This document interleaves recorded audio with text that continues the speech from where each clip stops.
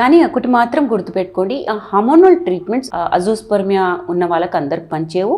ఈ సక్సెస్ చాలా మటుకు ఇండివిజువలైజ్డ్ కండిషన్స్ బట్టి ఉంటాయి. అంటే మీ హార్మోన్ లెవెల్స్ ఎలా ఉన్నాయి, మీ ఈ అజూస్పర్మియా అనేది ఎందుకు ఉంది, అబ్స్ట్రక్టివా నాన్ అబ్స్ట్రక్టివ్గా అని అన్నట్టు. సో ఇవి మీ యూరాలజిస్టో మీ ఫర్టిలిటీ స్పెషలిస్ట్ డిసైడ్ చేస్తారు. చాలా మటుకు అజూస్పర్మియా కేసెస్కి పరిష్కారం ఏంటంటే అసిస్టెడ్ రీప్రొడక్టివ్ టెక్నాలజీస్. అంటే మీరు IVF అని వినుంటారు, లేదా ICSI ఇంట్రాసైటోప్లాస్మిక్ స్పర్మ్ ఇంజెక్షన్ అని వినుంటారు.